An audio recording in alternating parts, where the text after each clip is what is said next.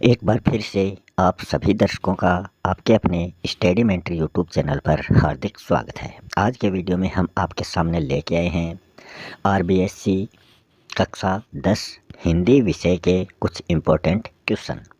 इससे पहले वाले वीडियो में हमने दो कवियों से संबंधित जितने भी पद थे उनसे जो इम्पोर्टेंट क्वेश्चन बने थे वो आपको बता दिए हैं।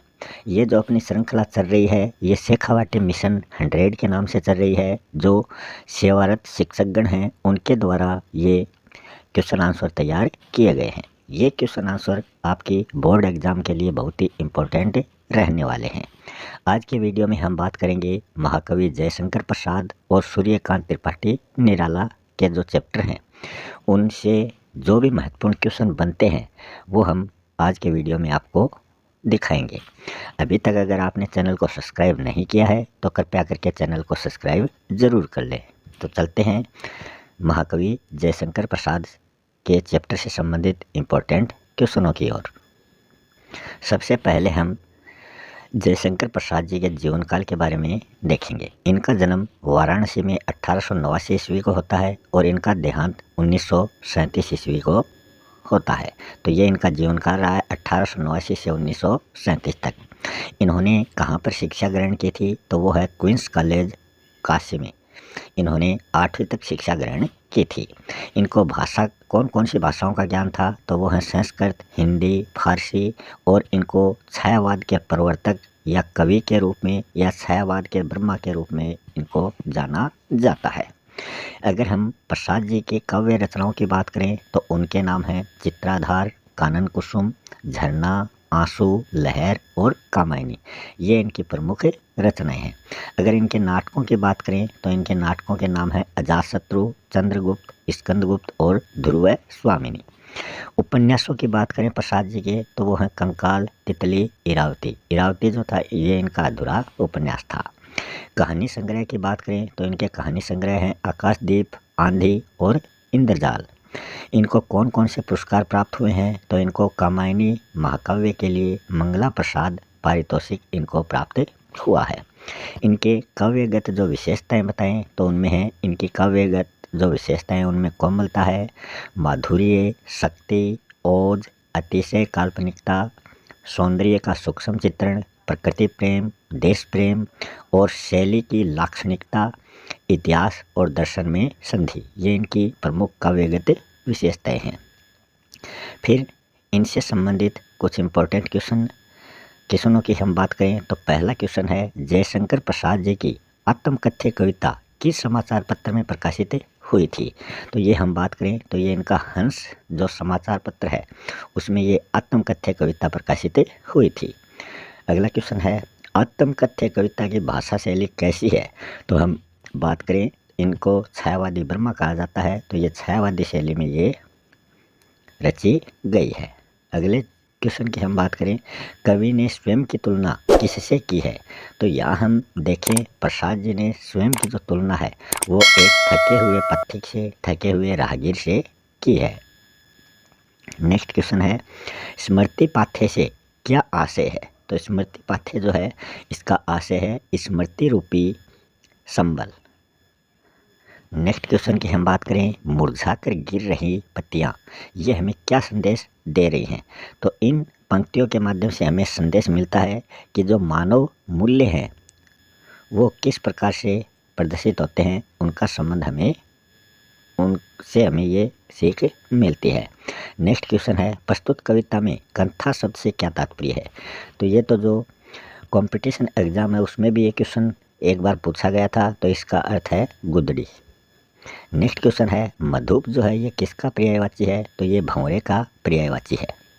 नेक्स्ट क्वेश्चन है कवि आत्मकथा क्यों नहीं लिखना चाहते थे। क्या कारण था कि वो आत्मकथा नहीं लिखना चाहते थे। तो वो कारण था जीवन में उनको दुख ही दुख मिला था जिसके कारण वो आत्मकथा नहीं लिखना चाहते थे। नेक्स्ट क्वेश्चन है प्रसाद जी ने किसके आग्रह पर आत्मकथा के रूप में आत्मकथ्य रचना तैयार की थी। तो वो उन्होंने अपने प्रिय मित्रों के आग्रह पर यह तैयार की थी। नेक्स्ट क्वेश्चन है कवि ने प्रिया के गालों की लालिमा की तुलना जो है वो किससे की है। तो वो उषाकालीन जो लालिमा है उससे तुलना की है। नेक्स्ट क्वेश्चन है, देखो यह है गागर रीति। तो गागर रीति से कवि का क्या अभिप्राय है? तो गागर रीति से कवि का अभिप्राय है खाली घड़ा, अर्थात उपलब्धियों से रहित एवं असफल जीवन। खाली घड़े की तरह कवि का जीवन भी महत्वहीन है। उनके जीवन में ऐसी कोई विशेष उपलब्धि नहीं है जिसे वह उनको कथा के माध्यम से बताए। नेक्स्ट क्वेश्चन है, भोली और सरलते संबोधन जो है वो आत्मकथ्य कविता में किनके लिए प्रयुक्त हुए हैं? तो भोली आत्मकथा के लिए और सरलते जो शब्द है वो कवि के हृदय की सरलता के लिए प्रयुक्त हुआ है। नेक्स्ट क्वेश्चन है, आत्मकथ्य कविता की भाषा, रस व्यंजना, गुण एवं प्रकाशन वर्ष आपको लिखना है। तो आत्मकथ्य की जो भाषा है वो तो खड़ी बोली है, वियोग श्रृंगार इसकी रस व्यंजना है और प्रसाद गुण में ये रचना रची गई है और इसका प्रकाशन वर्ष 1932 ईस्वी है। नेक्स्ट क्वेश्चन है, सीवन को अधेड़ कर देखोगे क्यों मेरी कंथा की, कवि ने ये क्यों कहा है? तो इसमें कंथा का अर्थ हमने अभी आपको बताया था गुदड़ी है, जो किसका प्रतीक है? निर्धनता का। अपने जीवन की कहानी को परत दर परत खोलने पर भी सुख के नहीं बल्कि संघर्ष के दिन ही प्रसाद जी को देखने को मिलेंगे। तो ऐसी कहानी क्या गाऊं? अपने अतीत को पूरी तरह उधेड़ कर रखने से भी क्या फायदा है? नेक्स्ट क्वेश्चन है, अपनी गाथा के बारे में कवि ने क्या कहा और अंत में क्या निर्णय लिया? तो इसका जवाब हो जाएगा, कवि जब तक अपने अतीत में झांक कर नहीं देखता है तब तक अपने दुखों को भुलाए हुए वो नहीं है। भुलाए हुए है मतलब वो अपने दुखों को भुलाए हुए है। अतः उनकी गाथा जो है वो सुषुप्त अवस्था में थोड़ी देर मौन रही थी, चुप रही थी, यही कवि चाहते हैं। अतः स्वयं के जीवन की कोई उपलब्धि न होने के कारण अपनी गाथा गाने के बजाय औरों की आत्मकथा वो सुनना चाहते हैं। नेक्स्ट क्वेश्चन है, आत्मकथ्य कविता का मूल भाव व्यक्त कीजिए। आत्मकथ्य रचना जो है ये छायावादी कवि जयशंकर प्रसाद द्वारा रचित है। इसमें कवि अपने भावों की अभिव्यक्ति करते हैं। अपने इस नश्वर जीवन संसार में कठिनाइयों और परेशानियों के अलावा ऐसी कोई भी उपलब्धि नहीं जो बताई जा सके, जिससे किसी को कोई प्रेरणा मिल सके। फिर इस जीवन रूपी खाली गागर की क्या चर्चा की जाए, इससे कोई फायदा नहीं है। अपनी प्रिया के साथ कुछ क्षण सुखद एहसास के जरूर आए, पर वे भी लंबे समय तक स्थायी नहीं रह सके। हर बार सुख उनके करीब आकर उन्हें चिढ़ाकर फिर से दूर चला जाता है। अपनी प्रिया के सौंदर्य में उसके गालों की लाली से उषा को भी ईर्ष्या होती हुई दिखाई गई है, परंतु अब इन सब में किसी का कोई भला नहीं हो सकता। अतः कवि अंत में अपनी व्यथा कथा के लिए मौन रहकर सिर्फ दूसरों की कहानियाँ सुनने का निर्णय लेते हैं। फिर हम आगे बात करें, पठित अंश के आधार पर प्रश्नों के उत्तर आपको देने हैं। यहाँ कुछ काव्य की पंक्तियाँ दी गई हैं उनकी, ये पंक्तियाँ ध्यान से पढ़ें, इनको समझें और इनसे संबंधित आपसे क्वेश्चन नीचे पूछे जाएंगे। तो इनसे संबंधित पहला क्वेश्चन यही है कि स्मृति को पाथ्य मानकर थके पथिक की पंथा से कवि क्या स्पष्ट करना चाहते हैं? तो इसका जवाब हो जाएगा, थके पथिक की पंथा कवि ने स्वयं के लिए प्रयुक्त किया है। कवि अपने जीवन के कष्टों से थक चुके हैं। जीवन में उतार चढ़ाव के साथ अनेक मौत और दाम्पत्य विच्छेद को उन्होंने सहन किया है। नेक्स्ट क्वेश्चन है, कंथा शब्द जो है ये किसका प्रतीक बनकर उभरा है? तो इसका शाब्दिक अर्थ जो है वो है गुदड़ी, जो निर्धनता का प्रतीक है। कवि का जीवन भी नगण्य है, जिसमें महानता जैसा वे कुछ नहीं मानते। नेक्स्ट क्वेश्चन है, कवि मौन रहकर दूसरों की कथा क्यों नहीं सुनना चाहते हैं? जवाब हो जाएगा, कवि का जीवन निराशा, दुख व पीड़ा से ओतप्रोत है। कवि किसी महान उपलब्धि के प्राप्त करता नहीं समझते स्वयं के जीवन को। अतः औरों को प्रेरणा स्वरूप उनके जीवन की कोई महानता न होने के कारण कवि ने मौन रहना ही स्वीकार किया है। नेक्स्ट क्वेश्चन है, कवि प्रसाद जी स्वयं की जीवन कथा को सामान्य कहकर अपनी किस विशेषता को व्यक्त कर रहे हैं? तो जवाब हो जाएगा कवि अपने जीवन को सामान्य कहकर अपनी दुर्बलताओं एवं असफलताओं को सहज रूप से स्वीकार करते हुए अपने विनम्रशालीन अहंकार शून्य व सरल होने के भाव को महान व्यक्तित्व के रूप में उजागर करते हैं। फिर से पठित अंश के आधार पर आपको प्रश्नों के उत्तर देने हैं। ये पद्यांश आपको पढ़ना है और इनसे संबंधित जो क्वेश्चन आएंगे उनके आंसर आपको देने हैं। तो इस पठितांश के आधार पर पहला क्वेश्चन है, कवि अपनी आत्मकथा में किन बातों का उल्लेख नहीं करना चाहते हैं?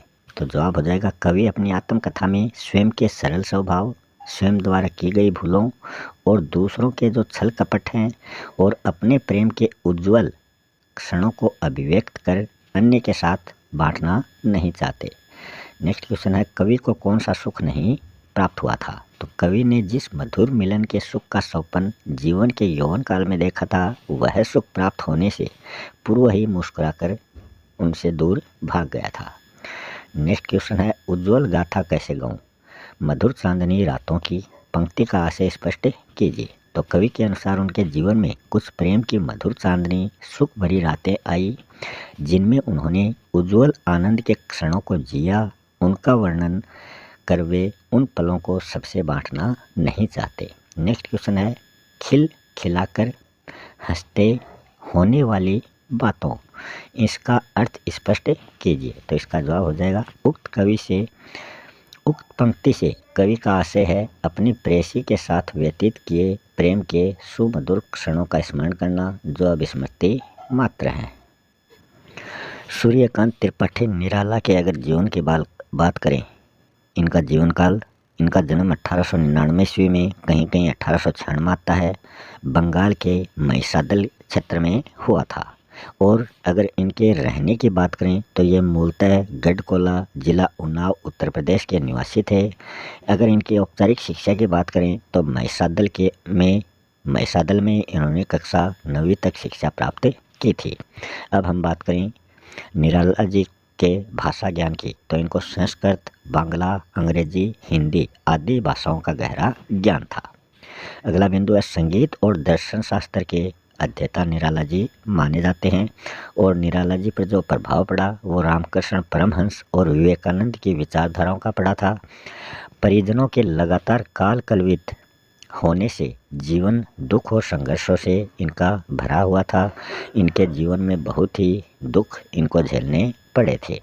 साहित्यिक क्षेत्र में भी निरंतर इन्होंने संघर्ष किया। इनकी काव्य रचनाओं की हम बात करें तो वो हैं अनामिका, परिमल, गीतिका, कुकुरमुत्ता और नए पत्ते। अन्य विधाओं की बात करें तो इन्होंने उपन्यास, कहानी, आलोचना और निबंध जैसे क्षेत्रों में भी अपना महत्वपूर्ण योगदान दिया था।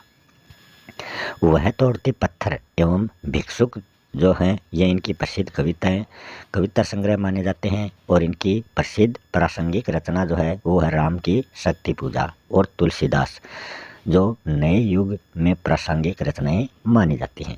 नेक्स्ट बिंदु है, पत्नी की स्मृति में जूही की कली एवं अपनी प्रिय पुत्री सरोज के असामयिक निधन पर इन्होंने उनकी स्मृति में सरोज स्मृति रचनाओं का निर्माण किया, जो हिंदी का सर्वश्रेष्ठ शोकगीत मानी गई है।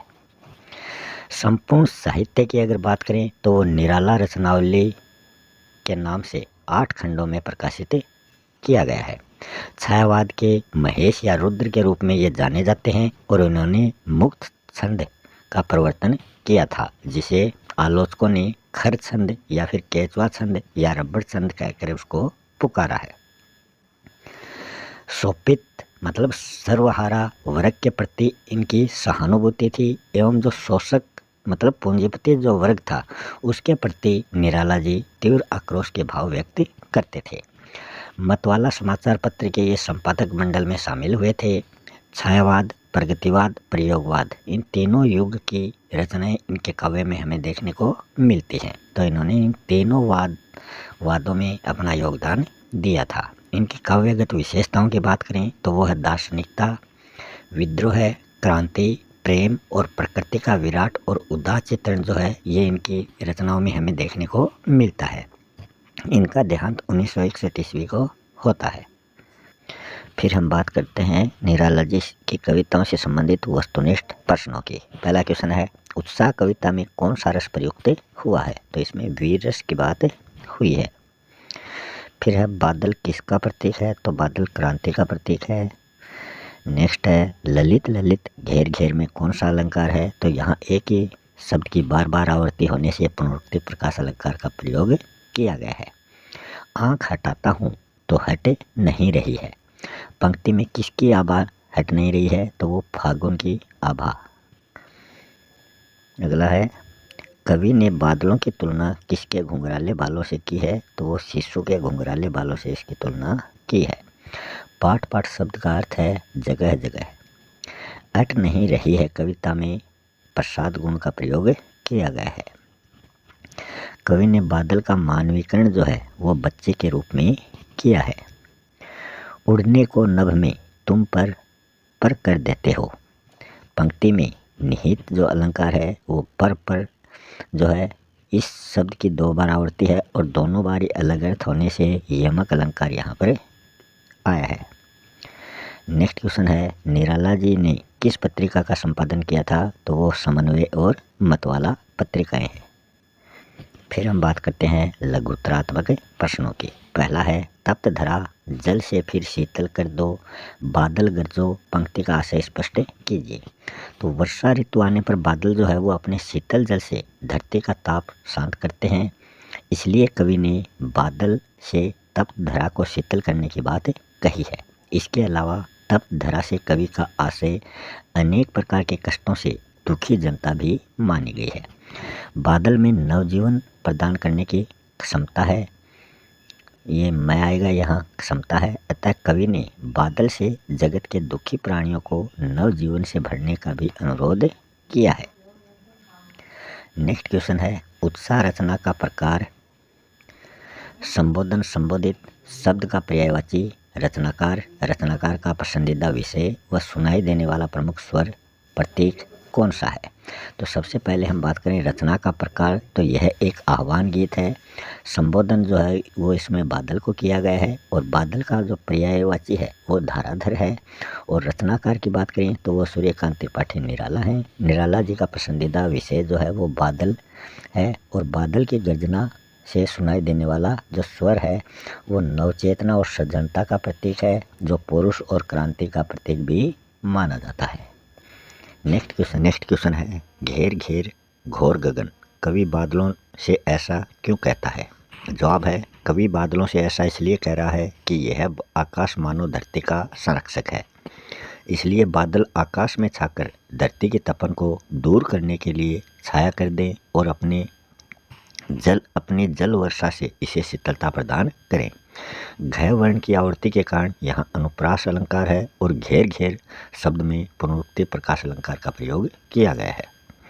नेक्स्ट क्वेश्चन है, पाठ पाठ शोभाश्री पट नहीं रही हैं, इसका आशय स्पष्ट करना है।